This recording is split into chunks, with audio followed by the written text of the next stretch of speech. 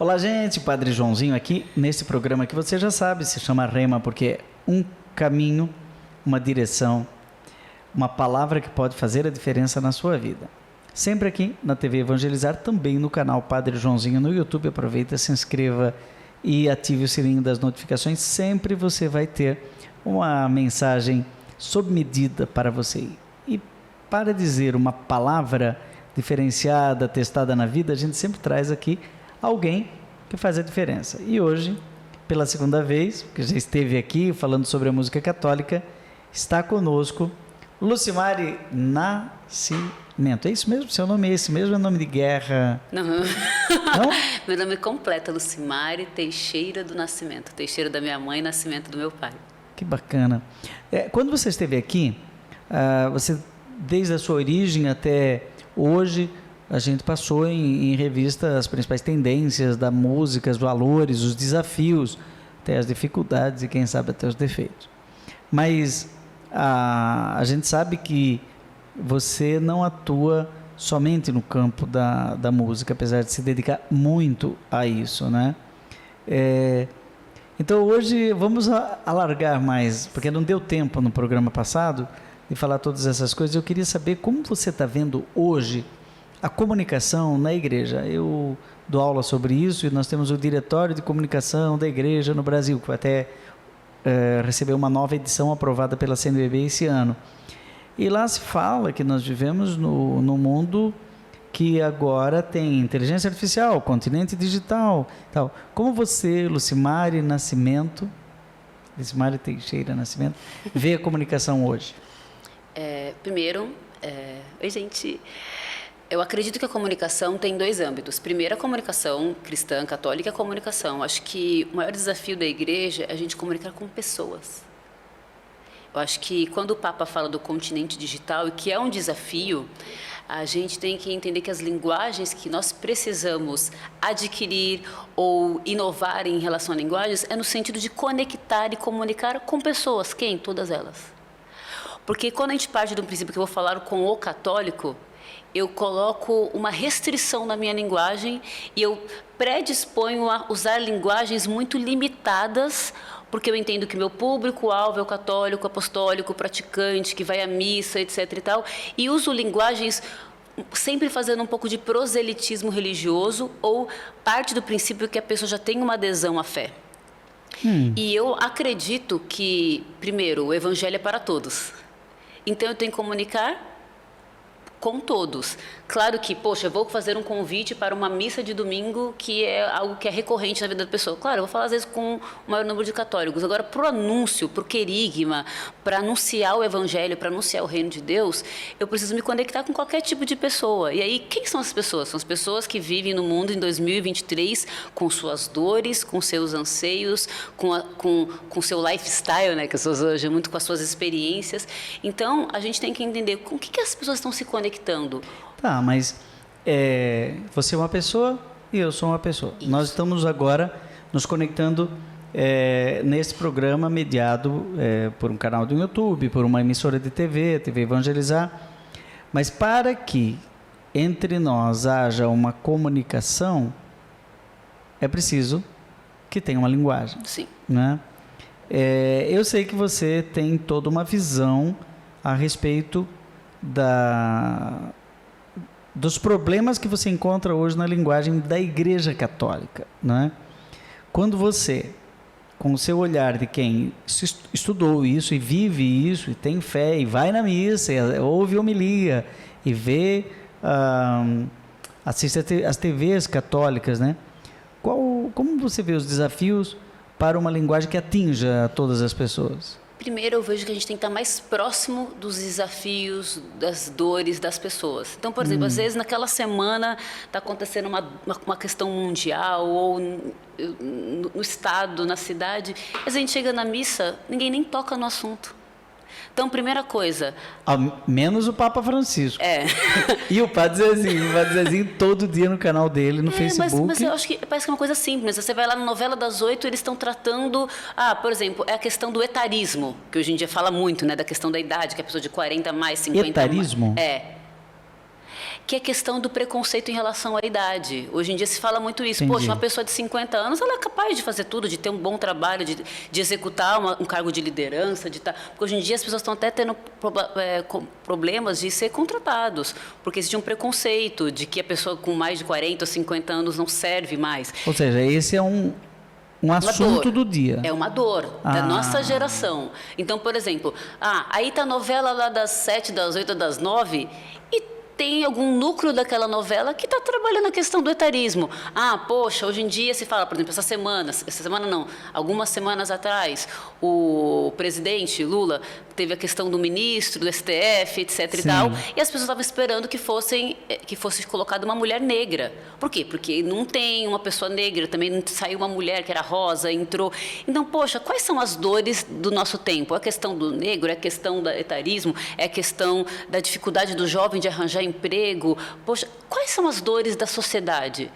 A igreja precisa estar perto, sabe, sentir. Uma vez o senhor falou para mim que o padre, ele não pode ficar só no gabinete. Acho que, não sei se foi essa expressão que o senhor colocou, mas a vida pastoral passa por você ter o pé no chão que as pessoas pisam. A expressão o lema do Papa Leão XIII, o Papa da doutrina social da igreja, estamos falando do final do século XIX, a gente está no século XXI.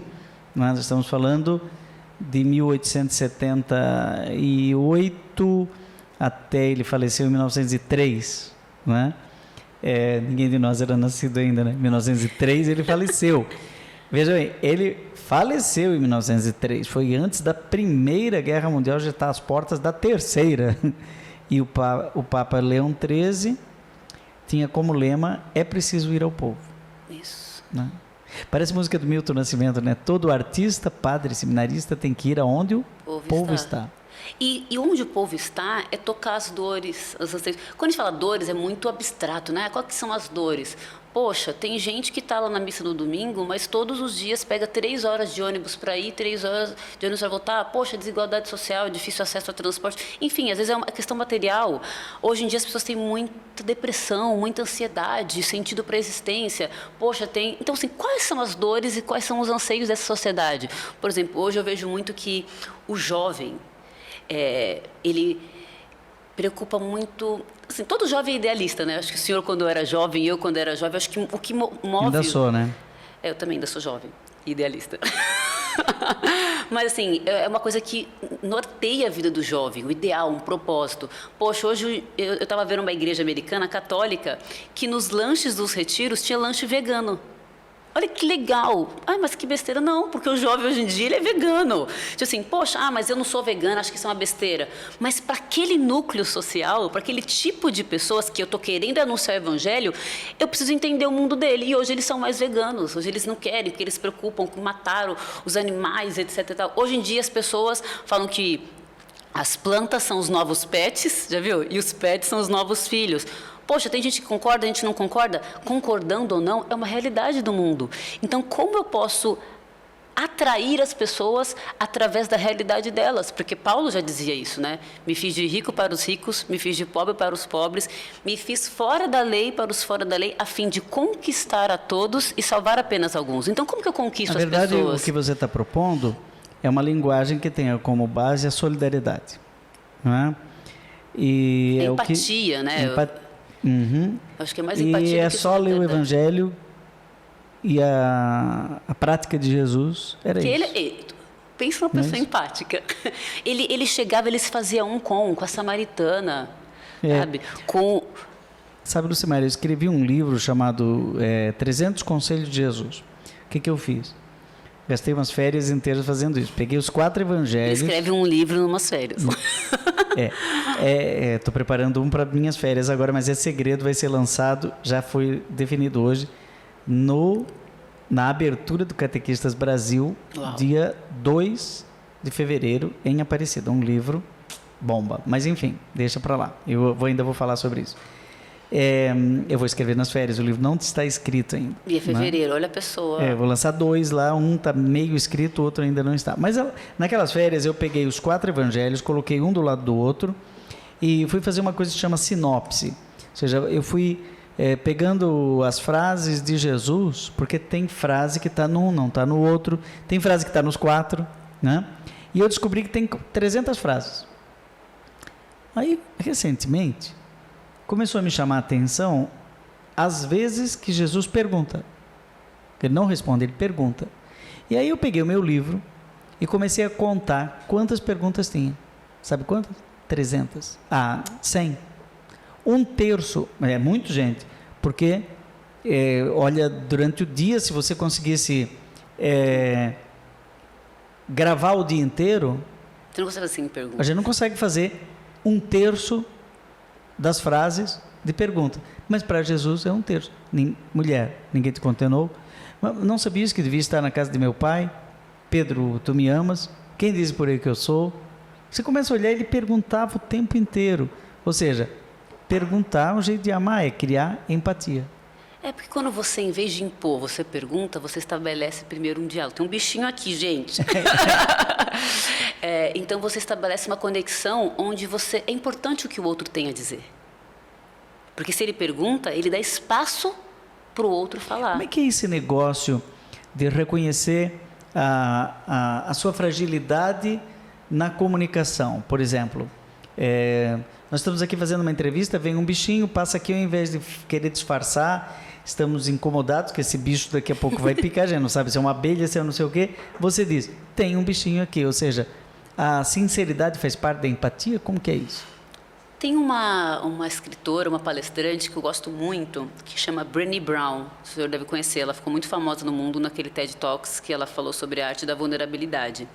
Eu acho que a sinceridade talvez não seja a melhor forma, porque também aquele sincericídio, você falar tudo, nem sempre é bem-vindo. Entendi. Nem sempre. Mas eu acho que você mostrar suas vulnerabilidades. Por exemplo, tem um bichinho aqui me incomodando no meu cabelo e eu tenho medo. Poxa, tem gente que tem um bichinho aqui. É uma vulnerabilidade. Mas talvez mostrar tudo é mais fraqueza. Você não acha que tem O que gente... é fraqueza e vulnerabilidade? É diferente. E sinceridade, sincericídio. Isso, porque às vezes a sinceridade demais demonstra muito mais uma fraqueza do que uma vulnerabilidade. Influenciadores digitais, que a sinceridade dele me assusta. O padre que fala coisas, às vezes numa rede social, que cria que legal, ele até tem seguidores, porque o padre fala umas coisas que todo mundo gostaria de ver o padre falando, porque ele se expõe. Mas aí tem vários, assim, eu não sou especialista, assim, de redes sociais totalmente, mas, assim, eu tenho alguns conceitos sobre isso. O que eu penso? E são coisas que talvez eu não faria e também não sigo pessoas dessa forma, mas dá resultado. O que acontece? Primeiro, tem pessoas extremamente arrogantes na internet e com milhares de seguidores, porque talvez elas falam aquilo que ninguém tem coragem de falar, de uma forma que talvez as pessoas tenham até vergonha alheia, mas no fundo a pessoa também tem aquele certo teor de arrogância dentro dela e ela se conecta com aquilo. Porque é impossível você olhar uma pessoa extremamente arrogante, extremamente autoritária, que mais está parecendo estar te batendo e você gostar daquilo. Mas uma coisa... A gente vê também a geração dos gurus, né? Geração dos gurus, pessoas tipo assim, faça o que eu estou mandando. Porque talvez a pessoa, ela quer tanto ser guiada que ela aceita, tipo assim, quase levar a chicoteada, porque é mais fácil você ser guiado do que você dar os passos. Eu tenho a impressão que tem aí uma espécie de sadomasoquismo digital, né? Em que as pessoas gostam de pegar no colo aquele que está sofrendo. Não sei se é aquela história da jornada do herói, né? Tem a jornada do herói, padre, mas também quando tem a gente fala da jornada do herói, deixa eu explicar. A jornada do herói é um arquétipo, uma matriz, uma moldura de comunicação usada em tudo que é roteiro, há muitos anos, que vem dos estudos de mitologia comparada de Campbell, né? Que estudou que os mitos todos têm o mesmo arquétipo, né? O herói, ele começa de um jeito, depois ele cai, ele é a superação, né? E no fundo ele se supera e no final ele vence, né? Então se você pegar qualquer novela, qualquer filme, Super-Homem... Não tem graça quem não sofre, né? Tem um momento que ele tem que estar na pior, ele é injustiçado e tal. E aí quando as pessoas percebem isso, tem que usar isso na política, tem que usar isso na comunicação. E daí quando ele vai dizer, eu estou na pior, então, o povo gosta. Mas aí é uma outra linha em relação ao Jornal do Herói. A questão da arrogância, daquela coisa meio que não fascista, mas sabe, ditatória, enfim, é porque, por exemplo, O senhor é uma pessoa que é protagonista da sua vida no sentido de você faz as suas escolhas, você erra, acerta, mas você ousa. Mas talvez tem pessoas que preferem faça isso ou faça aquilo, porque acaba que não se torna responsabilidade dela, porque você se responsabilizar pelas suas escolhas é pesado. Porque eu escolhi fazer vestibular e eu não sou feliz na minha escolha porque eu escolhi errado. Não, foi o teste do vestibular, como que é teste vocacional, né? Não, foi o meu teste vocacional que deu que eu tenho que fazer medicina e não deu certo porque o teste que errou.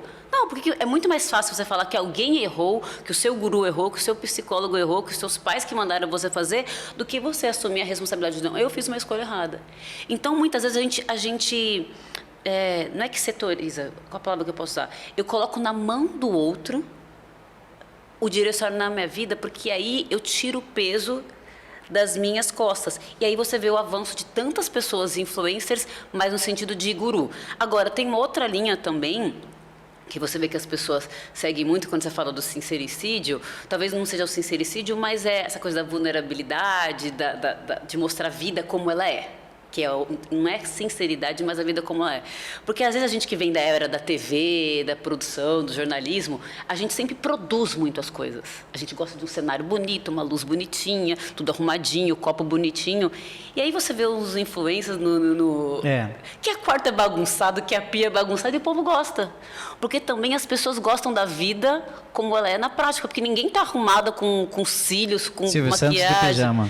Sabe? E as pessoas, por exemplo, poxa, beleza, eu vejo sempre o Padre Joãozinho de blazer, arrumadinho, sempre falando muito bem. Mas como que é o Padre Joãozinho quando está lá na casa da mãe dele? Qual que é a comida que o senhor mais gosta? Depois eu vou contar uma história que me aconteceu hoje, né? Qual que é a comida que o senhor mais gosta? Comida? Churrasco. Já mostrou você comendo um churrasco lá no sul? Exatamente essa história que eu vou contar no bloco seguinte, me cobra. Nós vamos fazer um intervalo, que chegou no momento, mas nós estamos aqui entrevistando Lucimari Nascimento, que é especialista nessa área de produção, também atua como intérprete musical no meio católico, já fizemos um programa sobre isso, e nós vamos avançar para águas mais profundas, conversando sobre esse horizonte da comunicação na igreja. A gente volta já.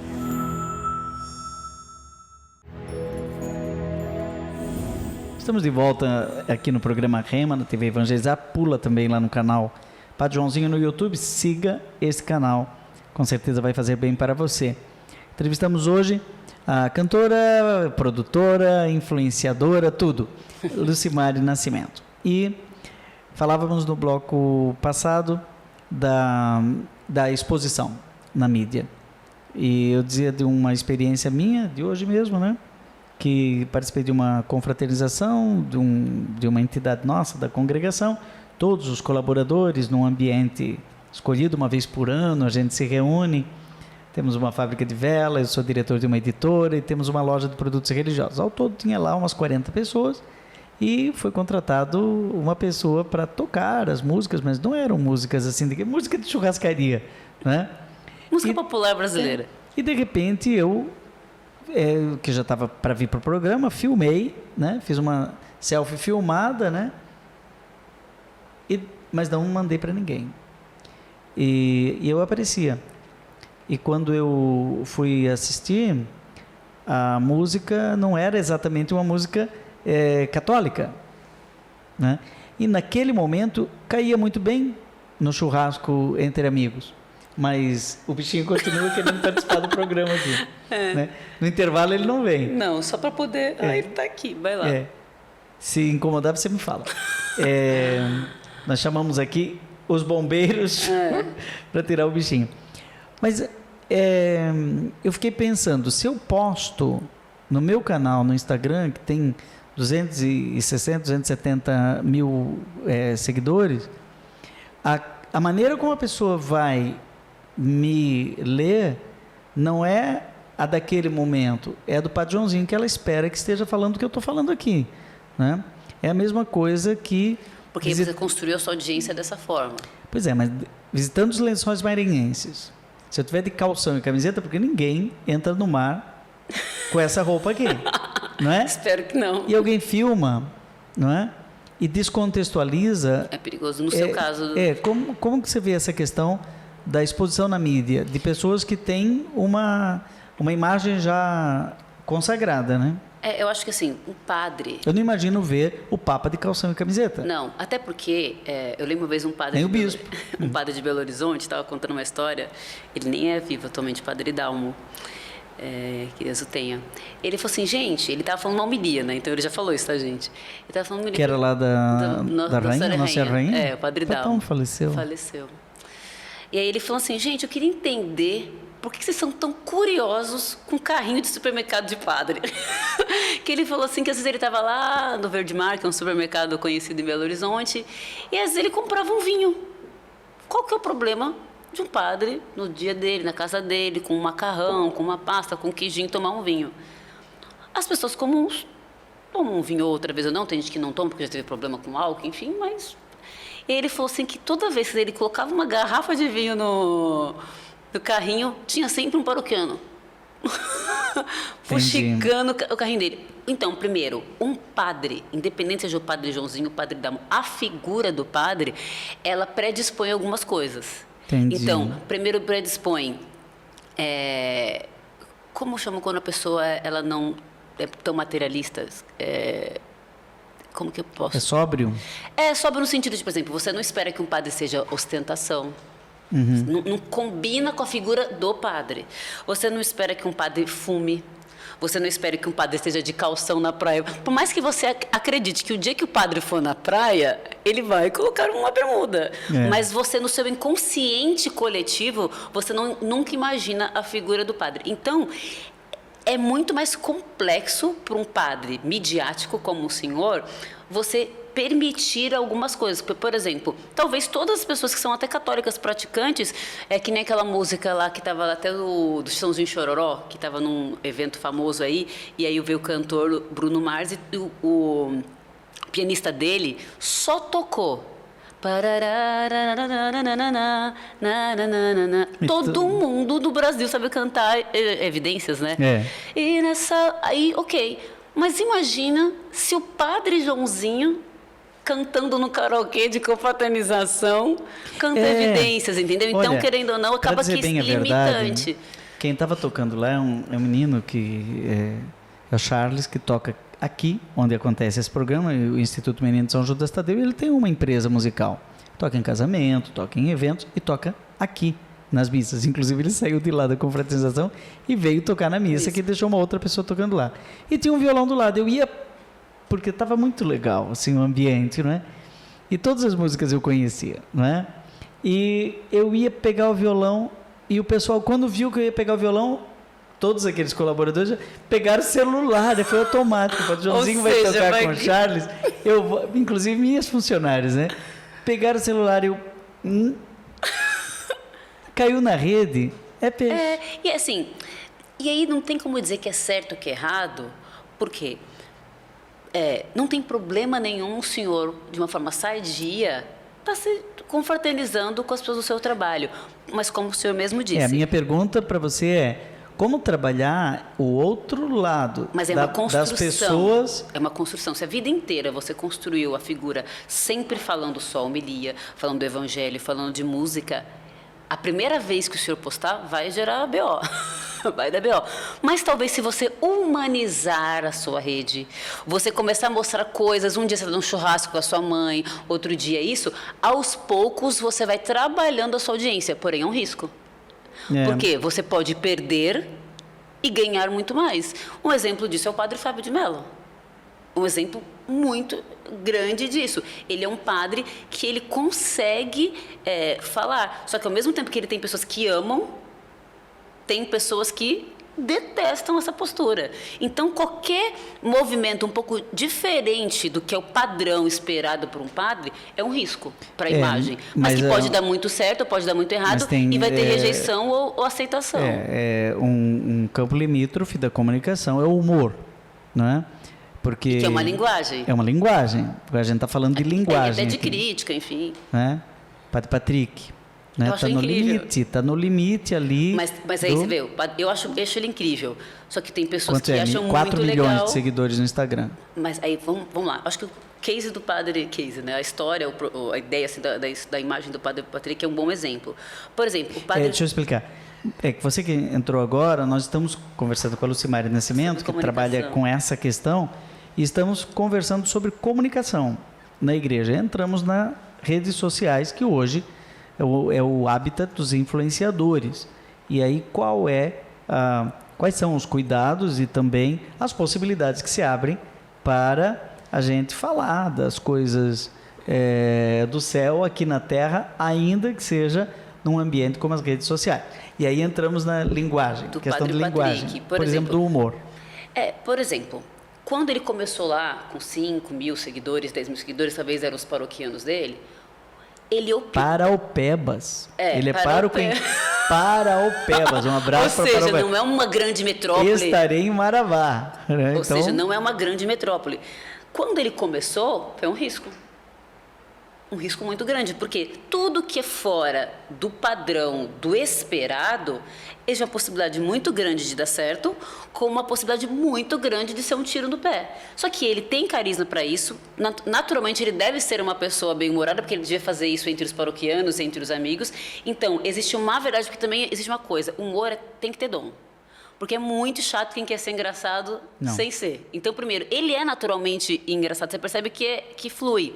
Só que, com certeza, a escolha que ele fez tem um alto índice de rejeição também. Porque tem gente que talvez ache que aquilo não é uma postura para um padre. Só que eu acho que a igreja precisa disso. Talvez todos os padres tenham que seguir esse caminho? Claro que não. Mas, voltando à linguagem, nós precisamos chegar às pessoas de todas as formas. E talvez tem pessoas que voltaram o seu olhar para a igreja por causa de um padre Patrick. Assim como o padre Marcelo Rossi tem uma outra linguagem. Sabe o que eu acho engraçado? Tinha uma época, Alina, eu já falei esses tempos isso e tem muita gente repercutindo essa ideia. Eu repito e assumo o que eu falei, não é? Sei que muita gente não gostou do que eu falei, que quando eu fiquei padre, ali pelo ano de 1992, quando chegou 93, o que se dizia? A Igreja Católica está perdendo fiéis, a Igreja Católica vai se acabar, a Igreja Católica não está com nada e tal. Então ela estava em declínio, mas a Igreja Católica tem o Espírito Santo atuando nela, não é? E ele vai suscitando novas pessoas a cada tempo. Pessoas surpreendentes. Então, de repente, ele suscita lá em Cachoeira Paulista, né, com o Padre Jonas, uma canção nova. Que também no seu tempo já era totalmente, não é subversivo, mas era totalmente diferente, não carismática. E era um risco. Lá em Campinas, veja bem, lá em Campinas suscita com o Padre Eduardo a TV Século XXI. E aí surge em São José do Rio Preto, né? Na verdade era em Botucatu, a Rede Vida, né? Rede Vida. Que era uma linguagem nova para aquele tempo. Totalmente nova. A primeira é a igreja entrando no mundo da TV aberta. Que hoje é o TikTok. Hoje é o TikTok. Aí, de repente, chega um Padre Marcelo.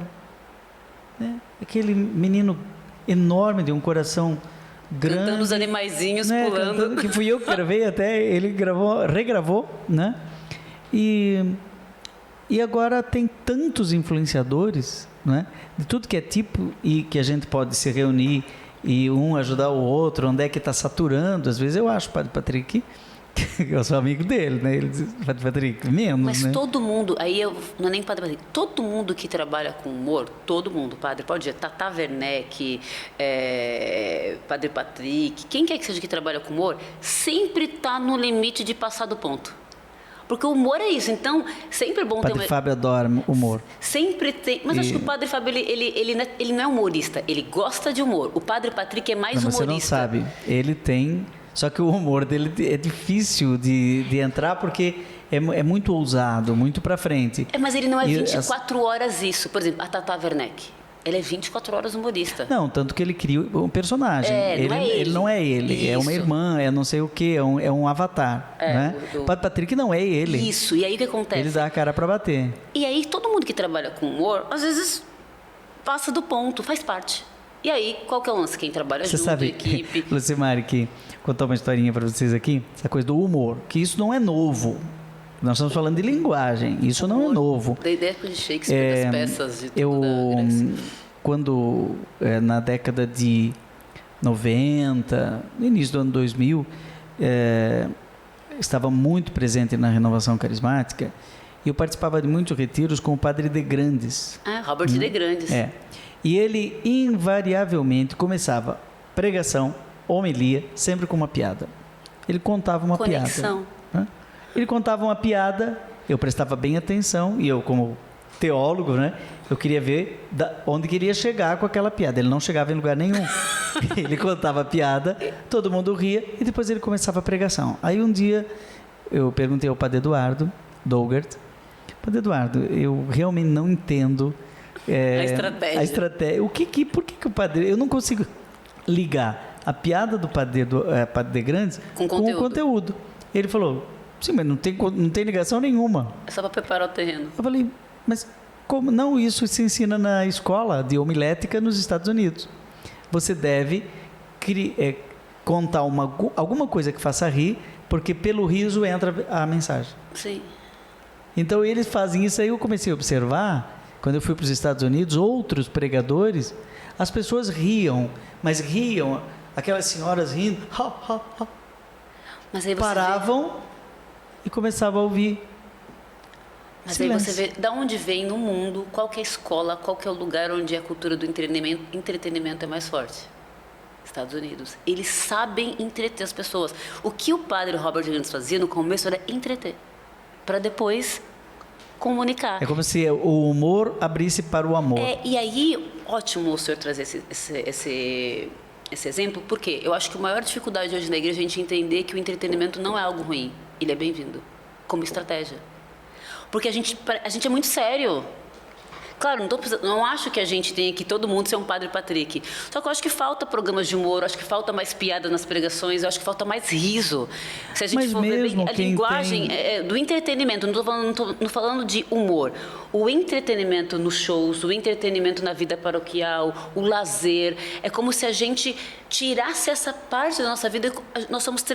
Temos camadas. Você percebe que o Papa Francisco tem um humor que é argentino, o humor dele, nós brasileiros nem sempre entendemos o humor argentino. É um pouco ácido, às vezes. É um pouco ácido e tal, mas ele não tem medo de fazer uma graça. Faz parte da vida, faz parte. É muito chato, a pessoa séria o tempo todo.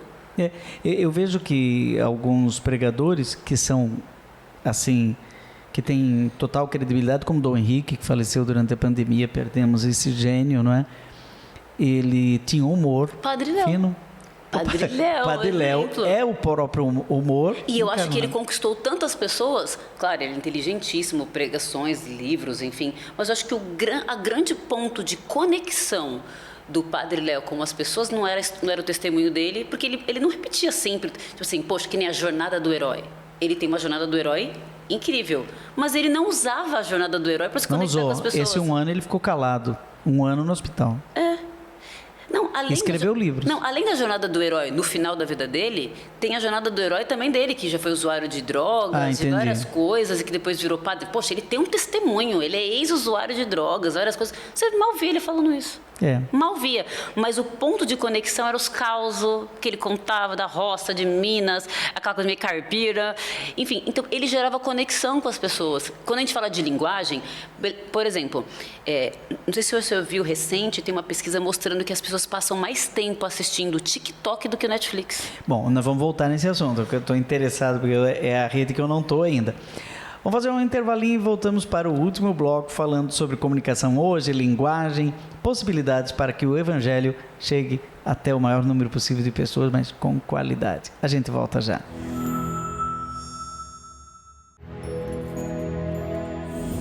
Voltamos aqui com o programa Rema, Padre Joãozinho, entrevistando Lucimar Nascimento. Estamos falando de um programa delicioso que está acabando a jato, não é? Muito rápido. Sobre linguagem, mas a gente falou sobre várias coisas, inclusive sobre o humor. Mas o que eu queria saber de dicas práticas, porque deve ter muita gente de pastoral de comunicação, padres, religiosas, leigos ligados a diversos meios, né? Que se encontram diante de outros desafios que não só a linguagem falada, né? Como você vê, porque você atua nisso na produção, por exemplo, cinematográfica, né? Como você vê a importância da linguagem visual na mensagem, que muita gente às vezes não se dá conta da importância de ter, por exemplo, aqui um cenário. Veio alguém e pensou esse cenário, essa mesa, como estariam esses microfones e tal. Como é que é isso, né? Eu quero levar a novena até as pessoas, e eu acabei fazendo um vídeo, e o vídeo, usar a linguagem, flopou, não deu nada, não deu 15 visualizações. E como é que eu faço? Ele tem uma pessoa na paróquia que tem esse timing, esse olhar, essa pegada. Primeira coisa, tem edição? Então, assim, primeiro, eu sou formada em rádio e TV, pós-graduada em cinema. Se eu falar que você produzir bem, você fazer algo bem feito com cenário, enfim, é ruim, eu vou estar sendo contra mim mesma. A questão não é fazer bem produzido ou mal feito. A questão é, faça do jeito que você pode, primeiro. Então, primeira coisa, eu não preciso ter um cenário igual ao do Rema para começar. Poxa, você vê o Whindersson... Pode ser uma cortina da casa dele. O Whindersson Nunes, ele começou lá no quarto dele. Hoje ele tem uma estrutura, tem conteúdo na Netflix. Mas assim, o cara precisou começar de alguma forma. Então, primeira coisa, você vê lá a irmã Kelly Patrícia, o próprio Frei Gilson, que são fenômenos na internet, no sentido do mercado religioso católico, eles fazem o quê? Terço. Adoração. Então, a primeira coisa, mas você não vai fazer uma live, e a primeira live que o senhor fizer vai dar 100 mil pessoas. E tem gente que vai fazer 2, 3 anos com 100 pessoas e a gente vai fazer 50 dias e já vai para 1.000, 2.000. Então, primeira coisa, na internet a gente teve um advento da questão do Nordeste. Que, olha que incrível, que as pessoas nunca pensaram. O nordestino, ele é quase um continente, né? Porque são vários estados ali. Uhum. Mas a comunicação no Brasil sempre partiu de quais estados? Rio e São Paulo. A comunicação nacional do Brasil é produzida... Você acha que a internet abriu um espaço, ele democratizou? Democratizou e aproximou iguais. O nordestino quer ver outro nordestino. Aí você vê sucesso do Carlinhos Maia, de Kelly Patrícia, Frei Gilson, Ana Clara, porque as pessoas, elas querem representantes iguais, e não só na igreja, em todas. As mulheres elas querem que mulheres falem para elas. A pessoa que gosta de pet quer ver a Luísa Mel falando para ela. Você acha que a chegada da mensagem digital já está mais, ela já está mais impactante do que TV aberta? Com certeza. Você acha que a TV aberta está precisando da comunicação digital e não o contrário? Na verdade, acho que hoje é retroalimentação. Você não tem... A força da TV, ela ainda é muito grande. Você vai pegar os grandes canais do Brasil, eles estão... E se você for hoje numa TV Evangelizar ou qualquer outra TV, existe sua relevância e você percebe, por exemplo, poxa, eu venho aqui no programa, eu vou ganhar mais seguidor. Enfim, existe uma retroalimentação. Porém, hoje você vê o advento de todos os canais. Todos os canais. Recentemente, o Lucas Neto, que é um influencer... infantil, foi contratado pelo SBT. Aí você vê a Globo chamando influencers para poder ser, entre aspas, co-apresentadores dentro de realities, etc. e tal. Por quê? O que eles querem, na verdade? A audiência. E hoje em dia, as pessoas, todo mundo fica nisso aqui o dia inteiro, o dia inteiro. Então, poxa, hoje em dia, você vê... Quem hoje é uma grande audiência no meio católico? Frei Gilson. Frei Gilson não é de nenhuma TV. Frei Gilson é do YouTube, a força dele está nas redes sociais. Então, quando ele vai para uma TV evangelizar, uma Canção Nova, uma Rede Vida, ele leva a audiência das redes sociais para a TV. Só que a estrutura que as TVs têm são infinitamente maior do que o canal aí dele. Aí vem a questão de produção. Entendeu? Então, a produção é bacana. Poxa, o Frei Gilson fez um DVD, ele não gravou no quartinho dele todas as músicas. Porque as pessoas também gostam de beleza, mas elas não gostam daquilo 24 horas. Então, a pessoa ela quer assistir o show gravado com produção, mas também quer o orgânico. Então, é essa a estratégia, você fazer um pouquinho de tudo e aí testando com a sua audiência. Gente, marca essa frase da Lucimari, formada, rádio, TV, não sei o quê. As pessoas gostam de beleza. Então, precisa ter um pouco de produção. Sim. Então, mas não é essencial no primeiro momento. Porque eu falo isso porque, por exemplo, eu, Lucimari, eu sou a pessoa que eu gosto muito de tudo muito bem feito, esteticamente, enfim. E aí eu começo a perceber que às vezes aquilo que a gente faz com maior estética, ok. Às vezes uma coisa que você faz assim, sem pretensão nenhuma, acontece. Então, existe, tipo assim, as duas importâncias. Não tem comparação. Uma das minhas músicas mais conhecidas é a Oração de Cura. Toca, Senhor, toca, Senhor. Eu fiz a música... 5 minutos. No estúdio das Paulinas, em 5 minutos. Eu entrei, gravei em 5 minutos, voz e violão, e é o que fez sucesso no coisa. Todo mundo canta, até hoje onde eu chego. E entre fazer a música e gravar a música, é o caso único da minha vida, não deu mais do que 1 hora. Entre fazer a música e gravar a música. Você consegue dizer? Não tem. Não dá para você repetir ali. Eu fiz, eu precisava mais uma música. Deu certo por causa disso. Você não consegue dizer. E agora, precisou um maestro, alguém que mixou, etc. Depois eu regravei, aí colocou orquestra e tal, mas aquela primeira era o meu violão e a minha voz no mesmo microfone. Entendeu? E deu certo.